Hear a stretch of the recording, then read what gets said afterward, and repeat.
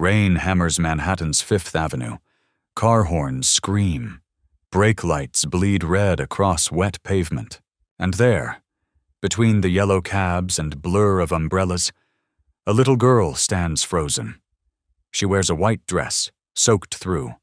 Her hands press against her ears. She doesn't cry or call for help.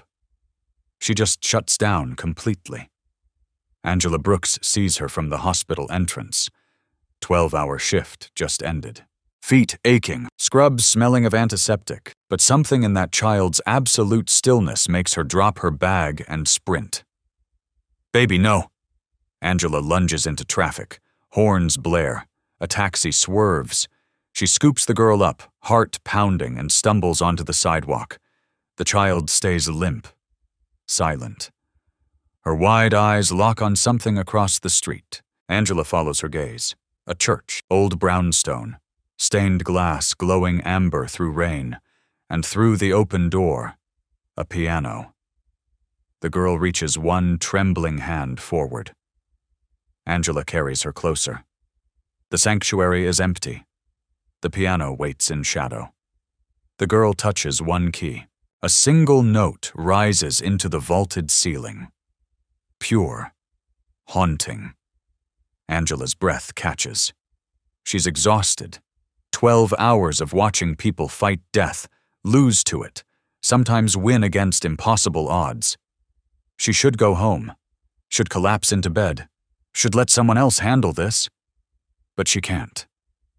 Something about this child's absolute stillness, the way she shut down completely rather than scream or cry, it reminds Angela of herself 3 years ago, standing outside a burning building, screaming until her voice gave out. Firefighters holding her back while her world turned to ash. This child is drowning in silence the way Angela once drowned in noise. Footsteps pound behind them. "Emma!" A man bursts through the rain in a tailored coat, phone clutched tight, panic in his eyes. The girl, Emma, flinches and buries her face in Angela's shoulder. The man stops cold, stares at the way his own daughter is hiding from him. "Thank God," he breathes. "I'm Michael Grant. That's my daughter." Angela feels the child's racing heartbeat. She was alone in the street, covering her ears like the noise was unbearable. Michael's expression crumbles. She wanders sometimes. The nanny was distracted for just a moment. A moment is all it takes. His eyes flash, surprise, then raw shame. Emma lifts her head and looks back at the piano, then hums. The same note she played. Michael goes very still. Angela sets the girl down gently. Emma walks to her father but doesn't take his hand. She stands beside him like a polite stranger. "How can I repay you?" Michael asks. "Make sure she's never that alone again." Angela retrieves her bag. She doesn't understand why this silent child feels so unbearably familiar.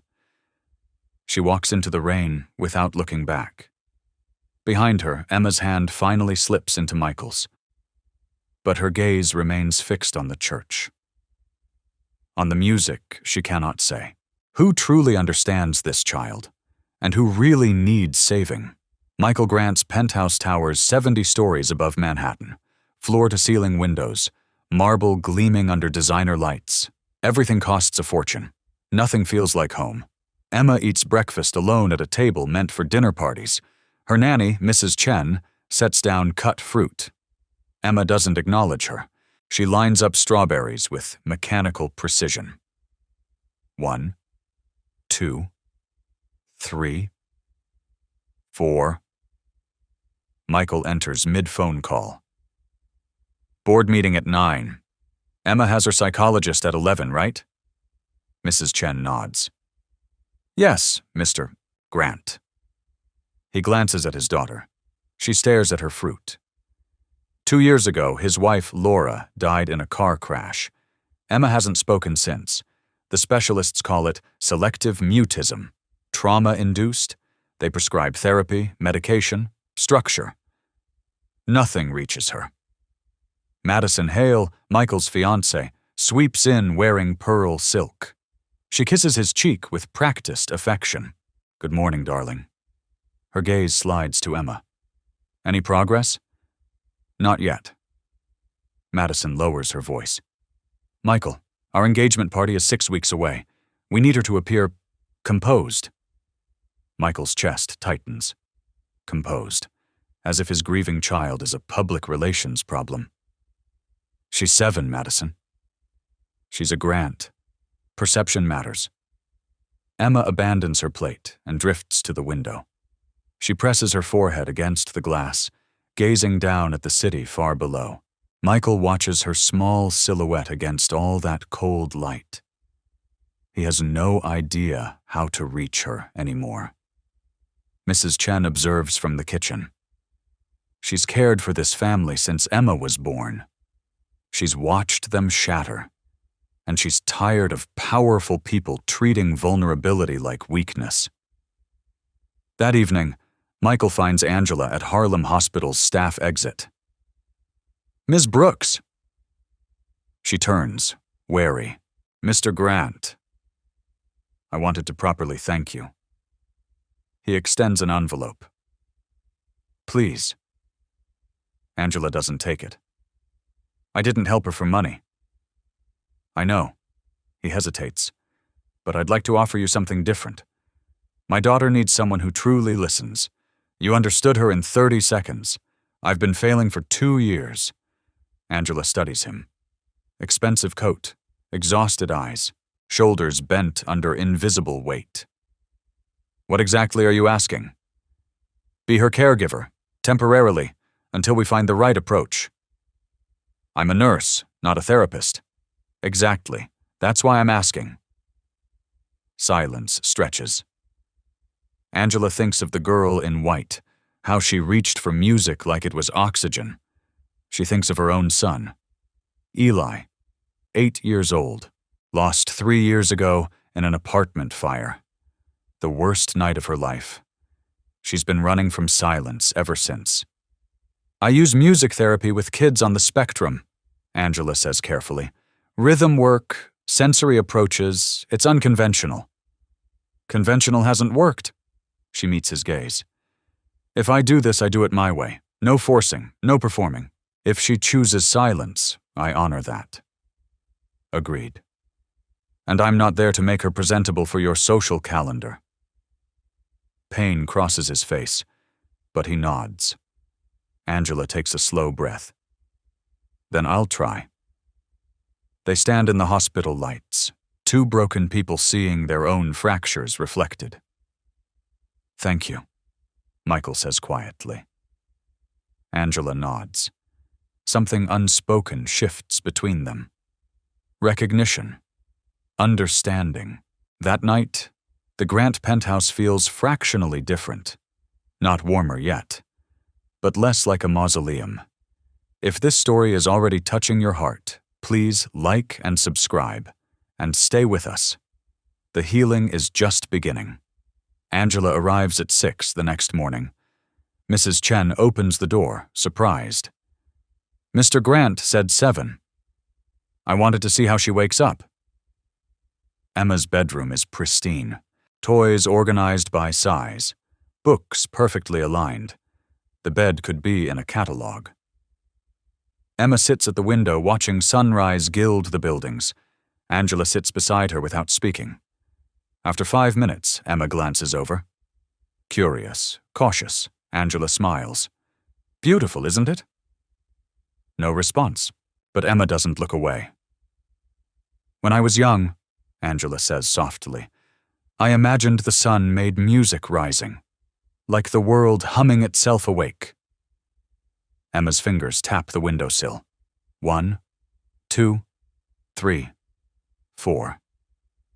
Angela's pulse quickens. She taps back. 1, 2. Emma's eyes widen. She taps faster.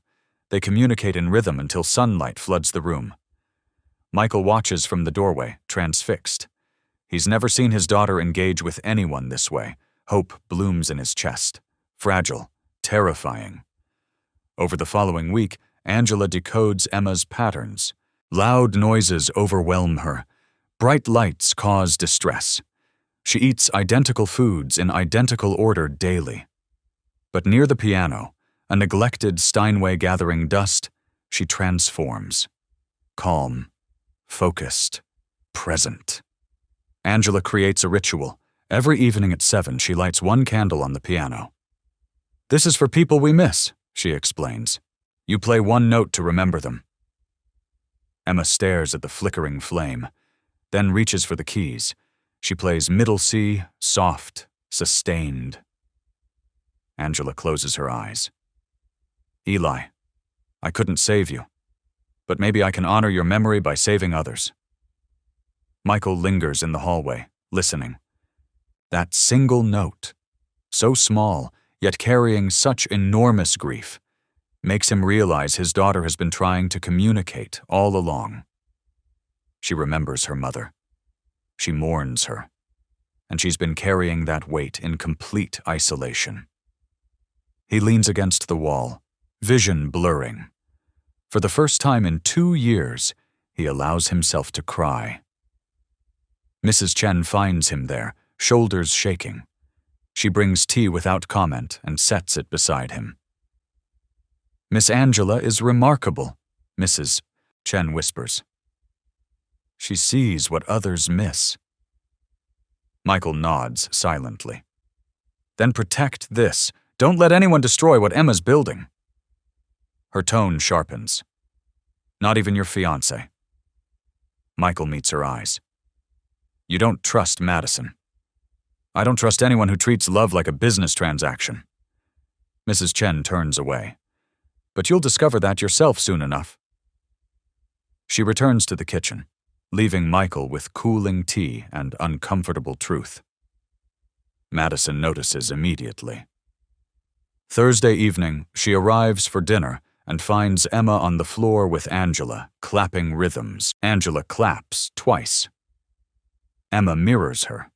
They're both smiling, Emma's version being a soft, huffing sound that might be laughter. Madison's expression stays carefully pleasant. "How charming!" Angela looks up. "We're developing motor patterns. Rhythm supports speech development." "I see. How motivational." "The research is solid." "How long has this been happening?" 3 weeks. "And she's speaking?"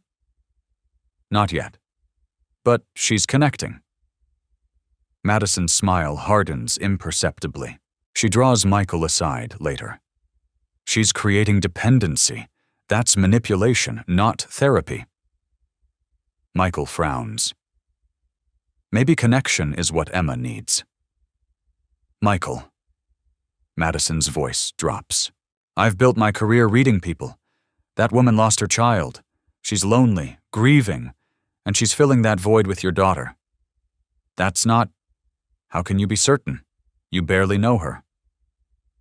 Michael hesitates. The doubt takes root, small but present. Madison touches his arm. "I'm only saying this because I care. We need appropriate boundaries, for Emma's protection."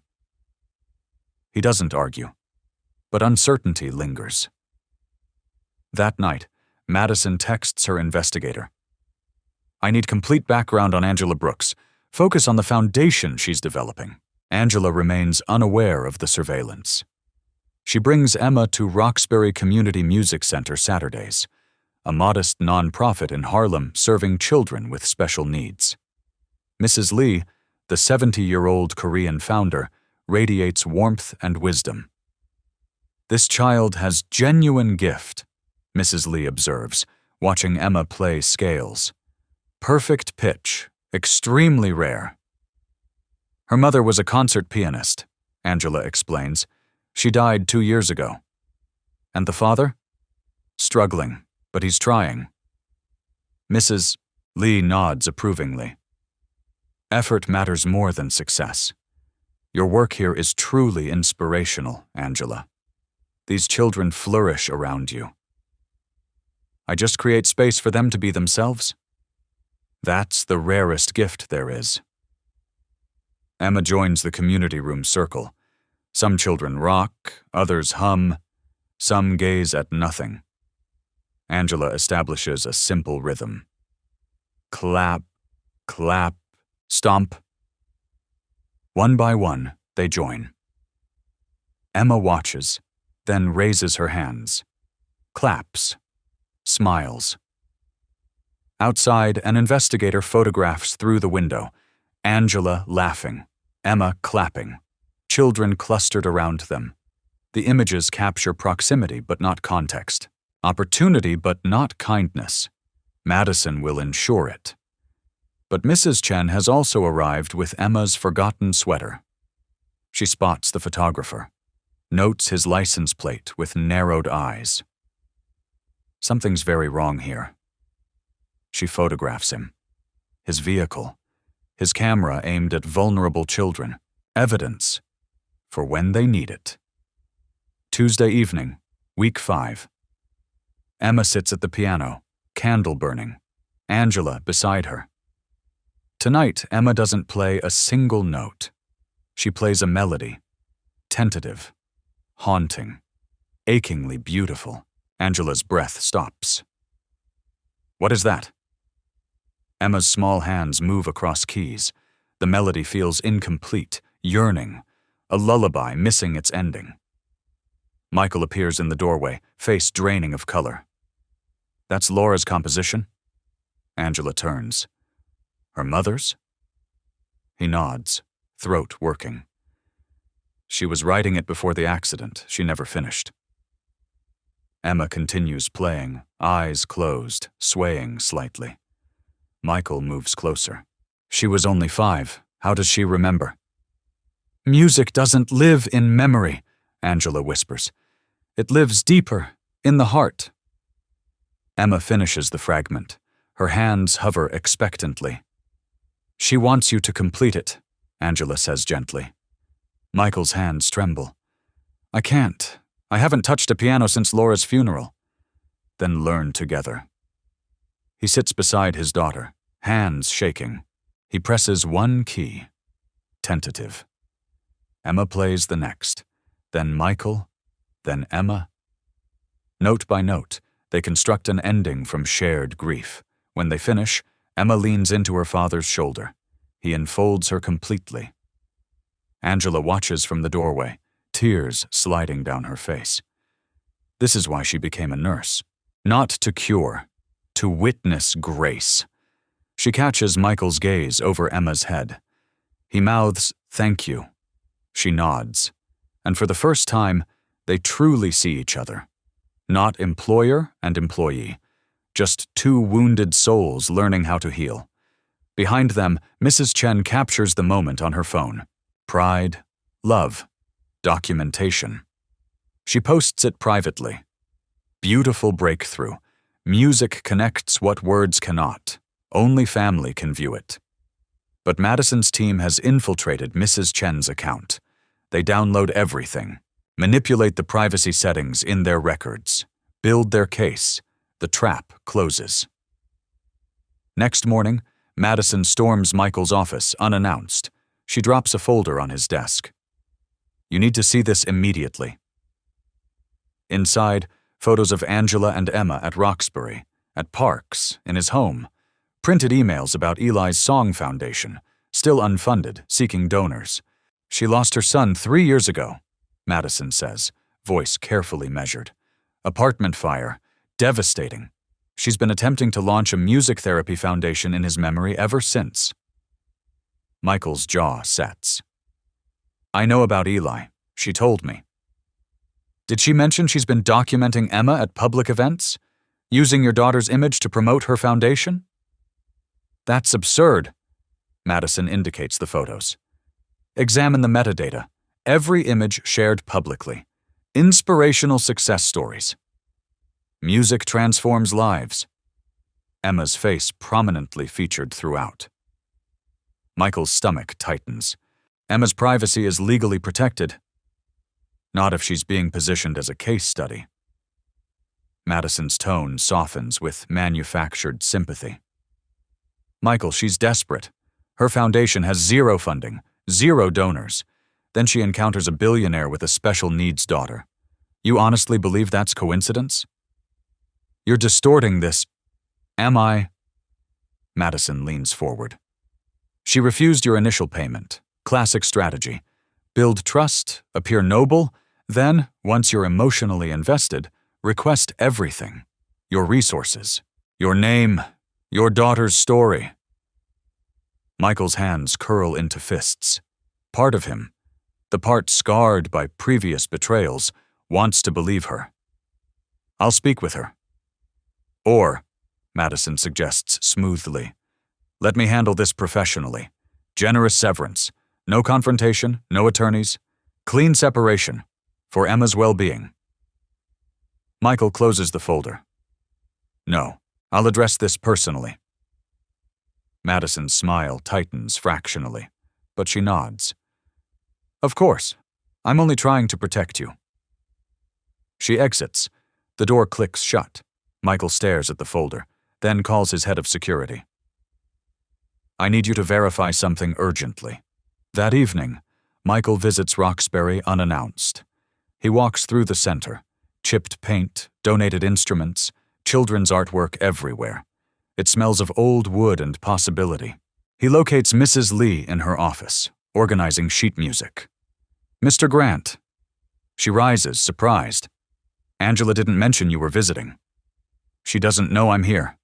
He pauses. I need to ask about photographs, online posts featuring Emma's face. Mrs. Lee's brow furrows. Photographs? Of Emma, at your center, unblurred, publicly accessible. Understanding dawns. Ah, yes, I made one terrible error. Posted a single photo to our community page without realizing Emma was identifiable. Angela immediately requested removal. I complied within the hour. Since then, I've been extremely careful. All children's faces are blurred unless we have explicit, written parental consent. She displays her phone gallery. See? Emma's face is pixelated in every public post. Michael examines the images. Someone provided me with different versions, unblurred, multiple posts. Mrs. Lee's expression sharpens. That's impossible. Unless someone accessed the original files from my device and falsified the privacy documentation. She scrolls through settings. These were all marked private or modified after publication. Michael's jaw clenches. Can you determine who accessed them? No, but I can tell you this with absolute certainty. Angela Brooks is the most ethical person I've ever encountered. She wouldn't exploit a child. She's dedicated 3 years to building something meaningful from unbearable loss. What happened to her son? Apartment fire. Electrical failure. Angela was working a double shift at the hospital. By the time she arrived home, Mrs. Lee's voice fractures. She attempted to run inside. Firefighters physically restrained her. She still bears scars on her arms from fighting them. Michael closes his eyes. He pictures Angela's wrists, faint marks he never questioned. She uses music to heal others, Mrs. Lee continues, because it's the only thing that reached her in the aftermath. This foundation isn't about recognition or profit. It's about ensuring no grieving parent suffers alone. Michael nods slowly. Thank you. One more thing. Mrs. Lee touches his arm. That woman has declined 3 major grants because donors wanted to exploit the children's narratives for publicity. She refuses to compromise. Not for anyone. Michael drives home through blurred city lights. His security chief calls. Mr. Grant, the photo metadata was professionally altered. Digital forensics traced the manipulation to a reputation management firm. Who retained them? A pause. Billing records lead to Hale Communications. Madison's company. Michael's grip tightens on the steering wheel. When he reaches home, Madison waits in the living room with wine. Did you speak with her? She asks casually. No. Michael's voice is flat. But I spoke with Mrs. Lee and my security team. Madison freezes imperceptibly. And? You lied. The photos were manipulated, metadata falsified. Angela never exploited Emma. Michael, I was protecting you. From what? Someone who genuinely cares? Madison's mask fractures. Rage flashes beneath. I care. I've supported you through everything. Planned our future. Sacrificed. You've tried to control it. Michael removes the engagement ring from his pocket, places it on the table. I can't marry someone who views my daughter as a liability, or weaponizes my fear to manipulate me. Madison stares at the ring. Her face cycles through pale to flushed. You're choosing her. I'm choosing Emma. And truth. She's corrupted you. Madison's voice turns glacial. You're weak now. Soft. Your board won't respect this. Investors will abandon you. Everything we constructed, you constructed. On appearances. On control. Not on genuine kindness. The word strikes like a blade. Madison stands, trembling. For one moment, she looks small, frightened, then her eyes harden to stone. This isn't finished. Maybe not. But I'll sleep tonight. She retrieves the ring, slips it into her purse. You'll regret this, she whispers. And leaves. Michael stands alone in the cavernous penthouse. Mrs. Chen emerges from the hallway. I'm glad you did that, Mr. Grant. He turns, startled. You heard? I hear everything important. She hands him her phone. Photos of the investigator. License plate. Camera aimed at children through windows. I've been documenting, she says quietly, in case Miss Angela needed proof or protection. Michael studies the images. Thank you. I love that little girl, Mrs. Chen says firmly. I won't let anyone harm her. Not even you, if it comes to that.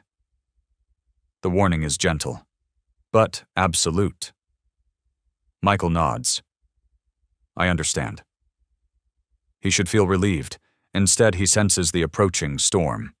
Madison Hale doesn't accept defeat gracefully. Madison doesn't crumble. She strategizes. 3 days later, her publicist releases an announcement. Madison Hale presents Harmony for Hope Gala, celebrating neurodivergent children through music. Grand Astoria Hotel, black tie, celebrity attendees, live performances, featuring Emma Grant, young musical prodigy, as the showcase performer. Michael receives the email and immediately calls Madison. You cannot use Emma for this. I'm celebrating her, Madison replies smoothly, showcasing her extraordinary gift. The world deserves to witness what music accomplishes. Isn't that precisely what your friend believes? This is retaliation.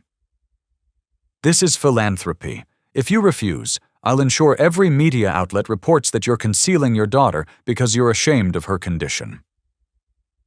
The threat is surgical, devastating.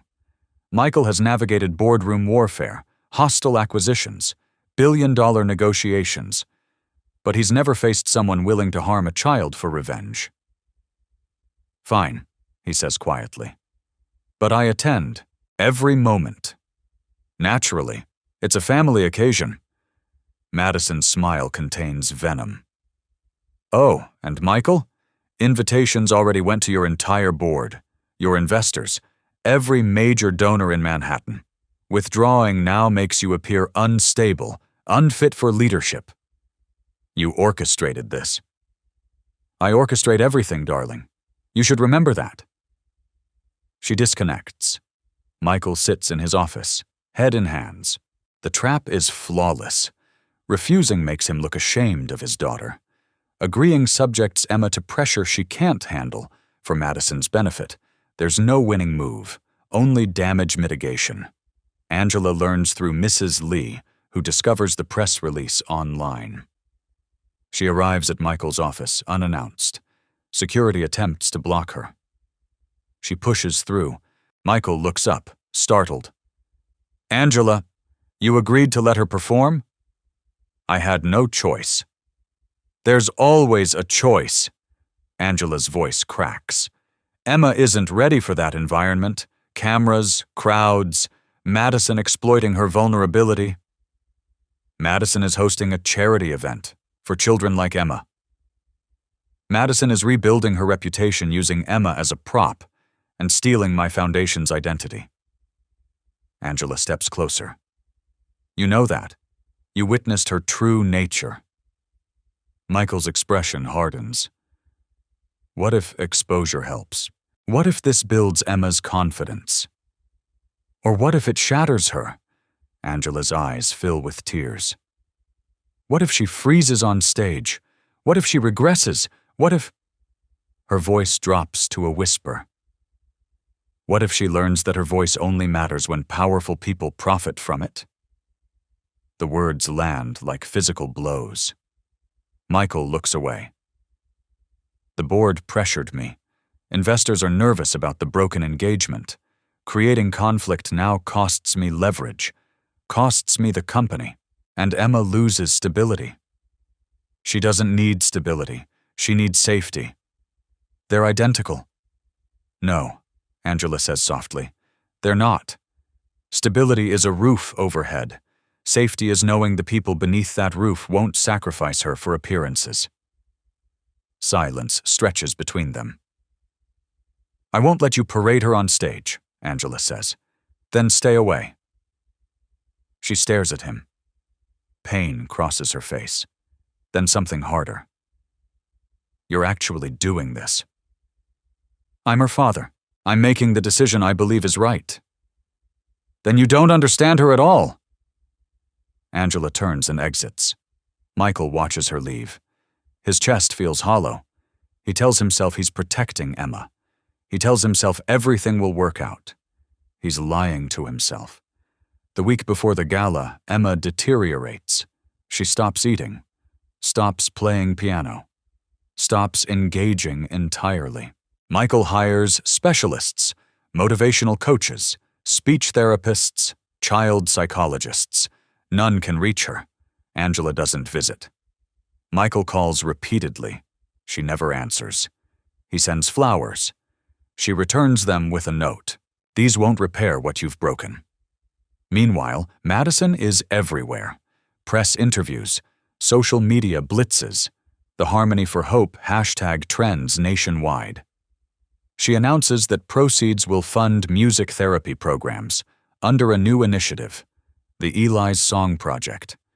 She's stolen the name, the mission, the dream, and rebranded it as her own creation. Angela watches the announcement on Breakroom TV at Harlem Hospital. Madison's face fills the screen. Music saved my life, Madison says, eyes glistening with calculated tears. And through this project, it can save theirs. Every child deserves to be heard. Angela's co-worker touches her shoulder. Isn't that your foundation? It was, Angela whispers. Can she legally do that? Apparently. Angela walks to the restroom, locks the door, and for the first time in 3 years, she screams. Not because she lost the foundation. Because Emma is about to be consumed by the same spotlight that destroyed her mother. And Angela is powerless to prevent it. Or is she? She pulls out her phone. Texts Mrs. Lee. Can you access Roxbury's security footage from when Madison's investigator was surveilling us? Mrs. Lee responds immediately. Yes, why? Because I'm finished playing by her rules. The Grand Astoria Hotel blazes with light. Crystal chandeliers. White marble reflecting candlelight. Guests arrive draped in diamonds and designer gowns. Camera flashes. Reporters crowding the entrance. Madison stands on the red carpet in white silk, luminous. Tonight celebrates hope, she tells CNN, showing the world that every child deserves a voice, that differences aren't deficits, they're divine gifts. Inside the ballroom, a massive LED screen displays the Eli's Song Project, a Madison Hale initiative. Angela's name appears nowhere. Eli's memory has been appropriated. Michael arrives with Emma. She wears a soft yellow dress, Laura's favorite color. Her hands twist the fabric anxiously. Her eyes dart everywhere. Too much stimulation. Too many strangers. "It's okay," Michael whispers. "Just play like at home." Emma hasn't looked at him in days. Madison approaches, smile radiant. "There's my star. You look absolutely beautiful, sweetheart." Emma recoils. Madison's smile flickers, but she recovers instantly. "Stage fright? Completely natural. Every great performer experiences this. You're going to be magnificent." She places a hand on Emma's shoulder. Emma flinches violently. Michael interposes himself. "She needs space." "Of course." Madison's tone becomes ice wrapped in silk. "I'll see you both on stage. Don't be late. We're live streaming to 11 million viewers." She glides away. The crowd parts automatically. Emma's breathing accelerates. Michael kneels beside her. "Do you want to leave?" No response. "You don't have to do this." She looks at him then. Those eyes, so like Laura's, filled with something he can't decipher. Fear, but also determination. She takes his hand, squeezes once, and walks toward the stage. Backstage, controlled chaos. Tech crew rushes past. Madison's assistant barks orders into a headset.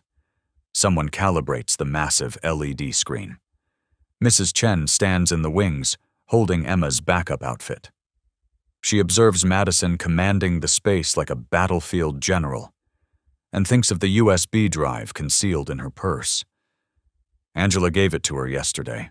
Security footage, audio files, digital evidence. "If anything goes wrong," Angela had said, "give this to the AV team. Tell them it's the updated highlight reel." Mrs. Chen had nodded. "And if nothing goes wrong?" "Then Emma shines, and Madison wins." "You'd allow her to win?" Angela's smile had been heartbreaking. "If it means Emma is safe and thriving? Yes." Now, Mrs. Chen watches Emma being guided to the stage entrance. The child's hands tremble. Madison checks her makeup in a compact, smiling with satisfaction. Mrs. Chen makes her choice. She approaches the AV booth, hands the technical director the USB drive.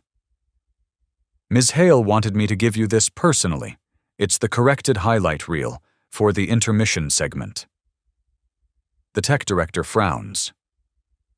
"I already loaded the highlight reel." "This is the updated version. She was extremely specific about using this one." He shrugs, accepts the drive, plugs it into the system, cues it up. "Got it. It'll run after the performance." Mrs. Chen nods, pulse pounding. "Forgive me, Miss Angela, but some children are worth any risk." The lights dim. The audience settles into silence. Madison takes the microphone, bathed in pristine white light. "Good evening. Tonight we gather to honor the transformative power of music, to celebrate extraordinary children who communicate not in words, but in melody, who teach us that being different isn't being broken, it's being beautiful." Applause. Cameras zooming in. Music therapy transforms lives. I've witnessed it personally. And tonight, through the Eli's Song Project, we're committing $5 million to programs nationwide. Enthusiastic applause. Madison's smile is brilliant, victorious. Behind her, the LED screen displays images. Children playing instruments, smiling, embracing teachers.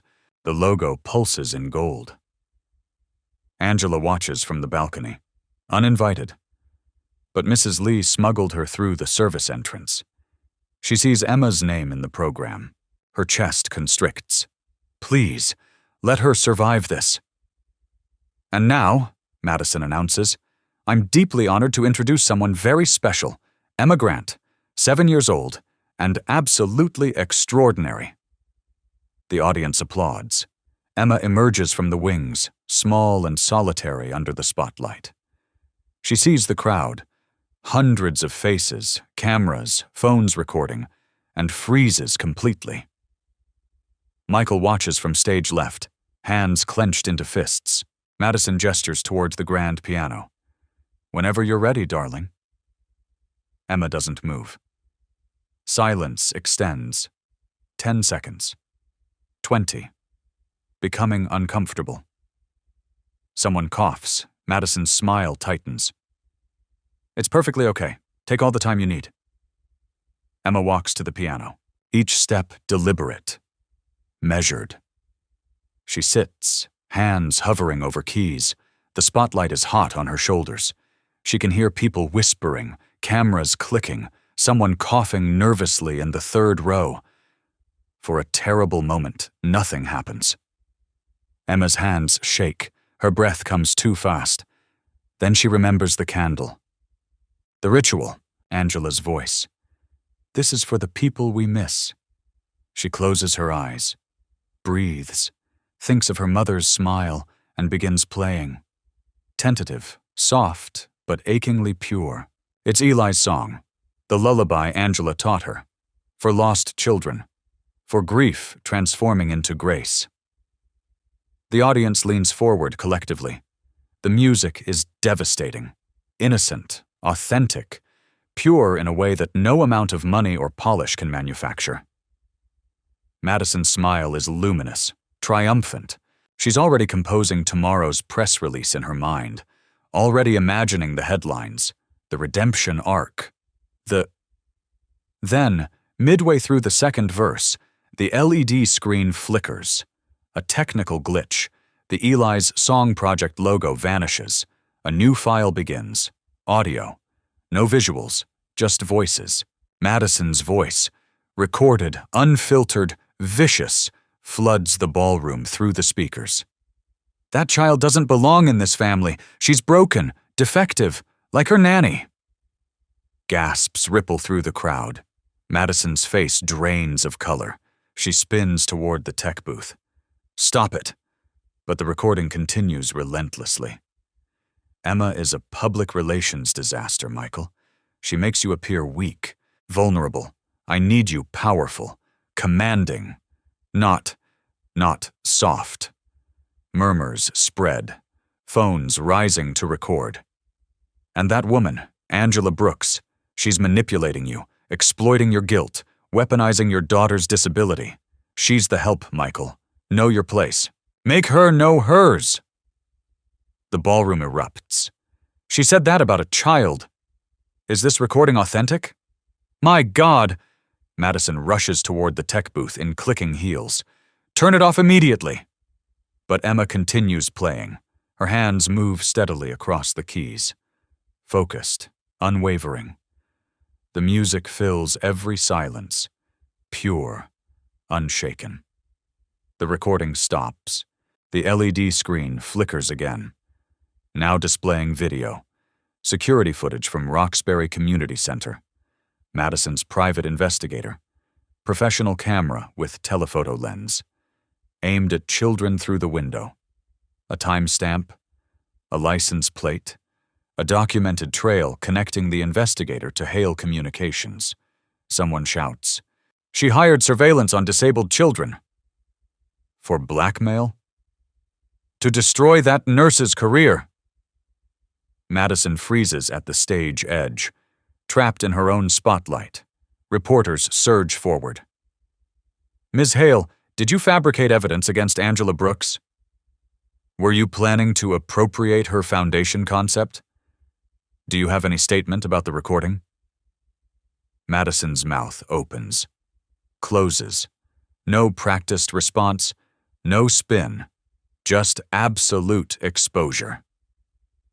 Emma finishes Eli's song. The final note rings into the chaos. Then she lifts her head and speaks. Her voice is small, clear, perfect. Thank you. Angela. The ballroom transforms. Not scandal, celebration. People rise to their feet, tears streaming, cameras flashing. Michael runs onto the stage, lifting Emma into his arms. She buries her face in his shoulder. "I'm so sorry," he whispers fiercely. "You are not broken. You're perfect. You've always been perfect." Emma holds him tightly. From the balcony, Angela watches through blurred tears. "Mrs. Lee beside her squeezes her hand. "You did it. We did it. You, me, Mrs. Chen, and Emma. That brave, brave girl. She's a warrior. She always was. The world just needed to witness it." Madison stands at the stage edge.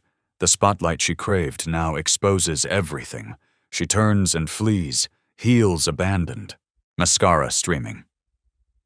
The ballroom watches her escape. No one pursues. Security footage will later capture her in the parking garage, sitting in her car. Not crying, just staring into nothing, realizing she engineered her own destruction. The headlines detonate overnight. Madison Hale's downfall. Charity gala ends in exposure. Emma Grant speaks. A father's awakening. Meet Angela Brooks, the nurse who saved a foundation. Hale caught in child exploitation scheme. Madison's empire collapses within 48 hours. Clients terminate contracts. Board members resign. Her company declares bankruptcy. Her non-profit status is revoked. The Eli's Song Project is dissolved. All pledged funds redirect to Angela's original foundation, now properly established with community oversight. But what haunts Madison isn't the scandal. Not the headlines, not the bankruptcy. It's Emma's face. Calm, fearless, complete. A child she labeled broken, speaking, flourishing, without her. Despite her. 1 week later, Madison appears at Roxbury Community Music Center. She wears jeans and no makeup. Hair in a simple ponytail. She looks human. Mrs. Lee opens the door, startled. "Ms. Hale, I came to speak with Angela, if she'll allow it." Mrs. Lee studies her. The woman before her bears no resemblance to the polished executive from the gala. She looks exhausted, stripped bare, real. "Wait here." Angela is in the music room, teaching rhythm to 6 children. She looks up when Mrs. Lee whispers something. Her expression hardens, but she nods. She meets Madison in the hallway. They stand in silence, an ocean between them. "I'm not here for forgiveness," Madison says quietly. "I don't deserve it." Angela crosses her arms, waits. "I came to return what I stole." Madison extends an envelope. Inside, legal documents, asset transfers. Every remaining dollar from her liquidated company, redirected to Eli's Song Foundation. $3 million. "It's inadequate," Madison says. "It won't erase what I did, but perhaps it can help other children, the way Emma helped me see truth." Angela stares at the papers. Enough to fund programs for years, to hire qualified staff, to expand throughout the city. "Why?" she asks. Madison's eyes fill with tears. "Because I spent my entire life believing kindness was weakness, that love was transactional, that people like you, who give without calculating returns, were naive." She looks away. "I was the naive one." Angela's throat tightens. She thinks of Eli, of Emma, of every child taught that vulnerability equals failure. "Kindness isn't currency," Angela says softly. "It's not something you spend to rehabilitate your reputation." "I know." Madison's voice fractures. "But maybe it's something I can learn, even now, even after everything I've done." She meets Angela's gaze, and for the first time, there's no calculation in her eyes, just raw honesty. "I watched Emma on that stage. She was terrified, but she played anyway. A 7-year-old child had more courage than I've shown in my entire life. She taught me something I never learned in all my years building an empire." "What's that?" Angela asks softly. "That real strength isn't about being untouchable. It's about being brave enough to be vulnerable." She meets Angela's gaze. "I used to believe power meant being untouchable. Now I understand. It just means being isolated." Angela sees her then. Not the villain. Not the antagonist. Just a woman who built armor so thick she forgot there was humanity underneath. "Music has a way of revealing truth," Angela says, "even when we desperately want to avoid it." Madison nods. Would you allow me to volunteer here? Not for publicity, not for redemption. Just to learn what I should have understood long ago." Angela considers. The easy answer is no. The safe answer is no. But Emma reached her through music, through vulnerability, through courage. Perhaps Madison deserves the same opportunity. "You can sweep floors," Angela says, "and you'll use every child's actual name. Not sweetheart, not special. Their names. I can do that. And if you ever exploit a child's story for personal gain, you answer directly to me." Madison nods firmly. "I understand completely." She turns to leave, then pauses. "Angela?" "Yes?" "Emma is fortunate to have someone who fought when her own father couldn't find the courage." Angela doesn't respond. She watches Madison walk down the hall, shoulders bent, no entourage, no cameras, just a woman attempting to become human again. Mrs. Lee appears beside her. "Do you believe she means it?" "I think she's frightened enough to try genuinely." "And if she fails?" Angela's expression hardens. Then she'll learn what real consequences look like. But she hopes Madison succeeds, because if someone like her can transform, perhaps healing is more powerful than any of them imagined. Perhaps that's the actual lesson. Not that good always triumphs, but that broken people can learn to build something meaningful. Michael arrives at Angela's apartment that evening. She lives in a Harlem walk-up. 3rd floor, narrow stairs, peeling hallway paint. He knocks. She opens the door, surprised. "Michael, I should have called. You should have trusted me." The words stop him cold. True. Unbearable. "I know," he says. "I'm sorry. I let fear corrupt my judgment. I let someone weaponize my love for Emma against both of you. His voice breaks. "I'm so profoundly sorry." Angela leans against the doorframe. Her expression remains guarded. The hurt is still fresh. "Why are you here?" "Because I need to say this face to face, not through intermediaries or lawyers or money." He takes a breath. "You saw Emma when I was blind. You fought for her when I was paralyzed by fear. You risked your reputation, your foundation, your safety, for a child who wasn't yours. And I..." His voice cracks. "I almost lost both of you because I was too proud to admit I needed help, because I chose perceived stability over doing what was right." Angela's expression softens fractionally. "Emma's speaking now," she says. "I know. 3 complete sentences yesterday. She asked when you were coming back." "What did you tell her?" "That you're the bravest person I've ever known, and that I was trying to find the courage to deserve a second chance." Silence. Footsteps echo in the stairwell below. "I can't undo what I did," Michael says. "But I want to make this right. Eli's Song Foundation. I'll fund it completely. Ongoing. No conditions. Your vision, your mission, your leadership. I don't want guilt money. It's not guilt, it's belief." He meets her eyes. "You transformed my daughter's life. You transformed my life. Let me help you transform others. Not as a donor, as a partner, if you'll have me." Angela studies him, sees the fractures in his defenses, the same ones she carries.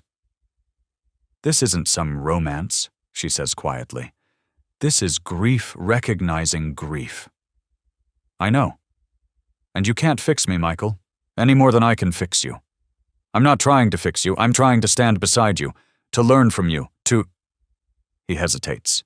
To maybe, someday, if you'd permit me, build something real together. The words hang between them. Fragile. Terrifying. Honest. Angela's breath catches. Come in, she says. He follows her inside. The apartment is small, warm. Photos of Eli cover one wall, smiling, laughing, fully alive. He was beautiful, Michael says. He was my entire world. They sit on the couch, close but not yet touching. I still hear him sometimes, Angela whispers, when I'm teaching, when I'm playing piano. I hear him laughing, asking impossible questions, singing completely off-key. Does it hurt? Every single second. But it also reminds me he was real, that he mattered. Michael nods. I erased Laura, removed her photographs, stopped saying her name, stopped playing her music. I thought it would help Emma forget, make the pain stop. Did it? No, it just made us both go silent. Angela takes his hand. Her fingers are warm, steady. Then let's help them both be loud, she says. Michael smiles, the first genuine smile in 2 years. Outside, the city hums. Music drifts from an open window, someone practicing piano, notes floating into twilight. They sit together, hands intertwined.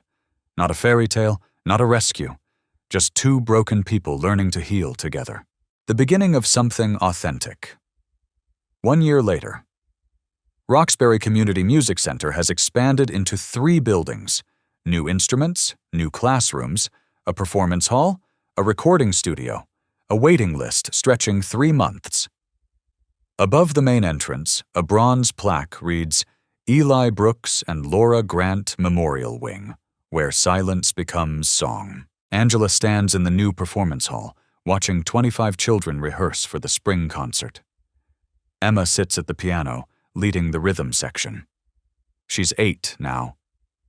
She speaks more, still prefers music to words.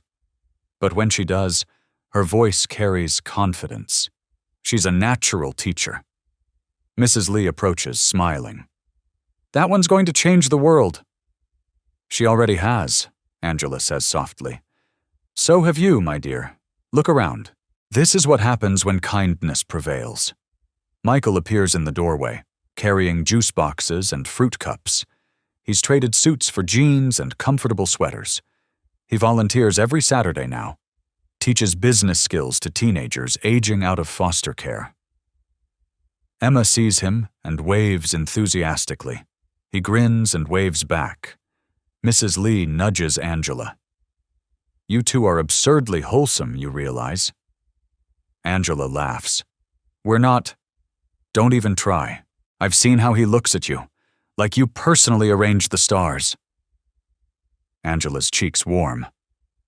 It's true. They're together now. Officially.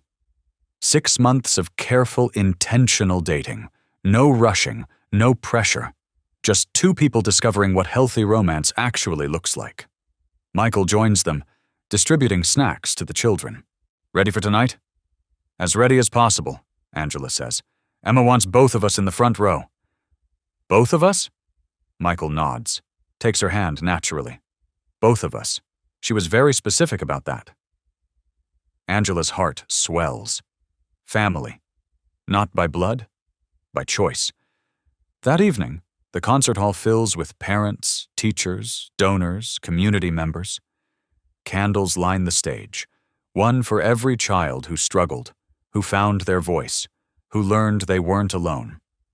Emma walks out wearing a blue dress. She sits at the piano, breathes deeply, and plays. The melody is new, joyful, hopeful. She calls it Sunrise Song, a piece about beginnings, about second chances, about love that doesn't fix you but holds you while you heal yourself. Halfway through, she pauses, looks directly at the audience. Her gaze finds Angela first, then her father. She smiles, not the uncertain, frightened smile of a year ago, but something radiant and sure. "This is for my mom," she says clearly, voice carrying to every corner of the hall. "And for Eli and for Angela, who taught me that music isn't just sound. It's love. It's memory. It's how we tell the people we've lost that we're still here, still listening, still living, still hoping." She returns to the keys, and the final movement of her composition swells with joy and possibility, a melody that speaks of tomorrow, not yesterday. She finishes the piece. The audience rises as one. Applause fills the space like warm rain. Michael stands in the front row, tears streaming freely. Angela beside him, hand over her heart. Emma takes a bow, then runs off stage, not to the wings, but straight into the audience. Into their arms. Michael holds her on one side, Angela on the other. A family built from loss, from hope, from the belief that broken things, given kindness and time, can become whole again. In the back row, concealed behind a wide-brimmed hat and sunglasses, Madison watches. She's been volunteering at Roxbury for 8 months now, sweeping floors, organizing sheet music, learning every child's name, learning genuine patience, learning how to be present without needing to control. At first, the children were terrified of her.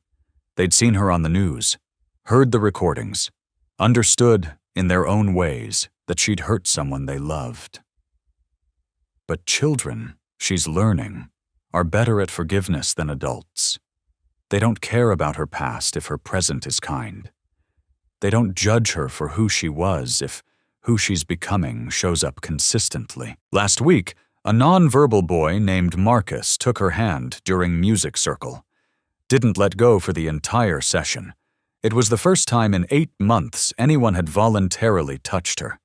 She cried in her car for 20 minutes afterward. The children are beginning to trust her, beginning to smile when they see her. It's the first real thing she's built in years. When the concert ends and the crowd files out, Madison remains. She walks to the front of the hall, where 3 candles still burn on the stage. She reads the names on small cards: Laura Grant, Eli Brooks, all the children who found their voice. She lights a 4th candle, writes a name carefully, Madison Hale, learning to listen. She steps back, watches the 4 flames burning together. "Thank you for letting me try." She leaves quietly. No one applauds. No one stops her. But Mrs. Lee, locking up, notices the candle and smiles. Redemption doesn't require an audience. It just requires showing up again and again until you become someone new. Michael drives Angela home that night. The city glows softly under streetlights. Spring air drifts through open windows. "Thank you," he says. "For what?" "For not giving up. On Emma. On me.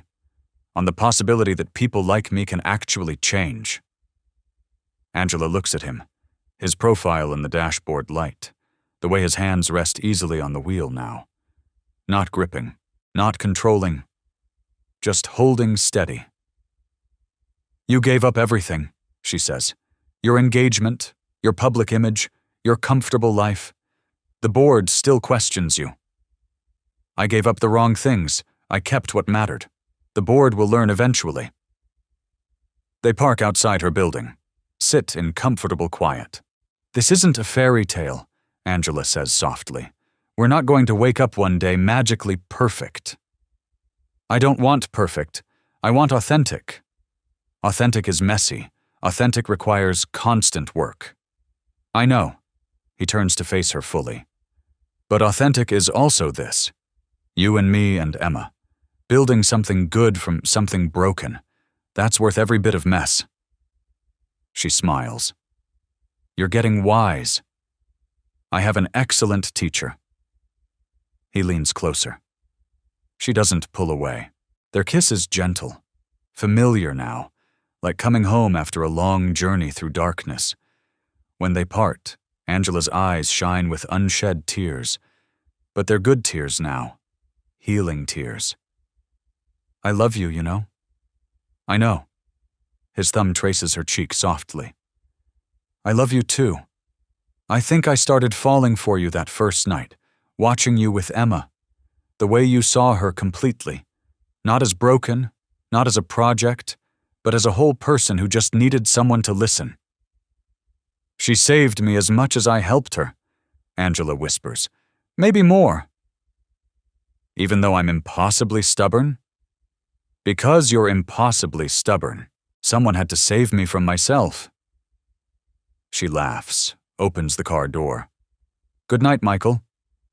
Good night, Angela. She walks to her building, turns, waves, he waves back, and drives home to his daughter, who sleeps peacefully, safely, dreaming of music and morning light. Sometimes people don't speak in words. They speak in music, in small, brave gestures, in the courage to be seen, even when the world expects silence. Emma Grant taught her father that love isn't about control, it's about trust. Angela Brooks taught them both that grief doesn't disappear, it transforms, becomes something that holds you up instead of pulling you down. And Madison Hale learned that kindness isn't weakness, it's the only strength that endures.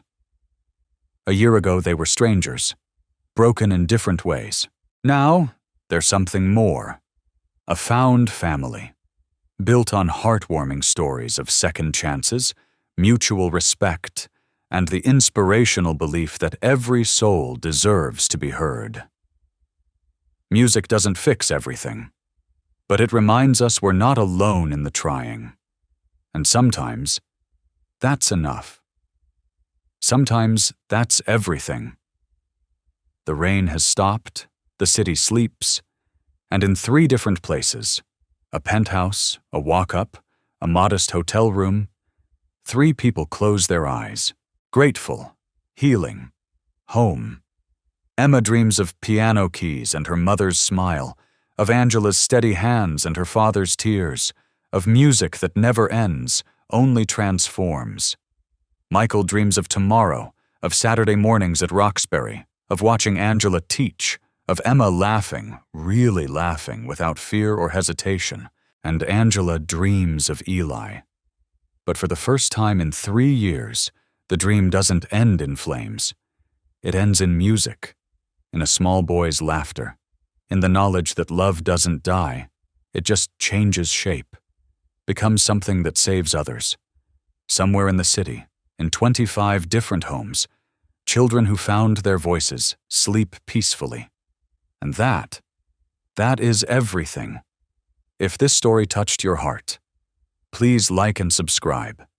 Share it with someone who needs to remember that kindness is never wasted, and that broken things, given love and time, can sing again. Tell us in the comments.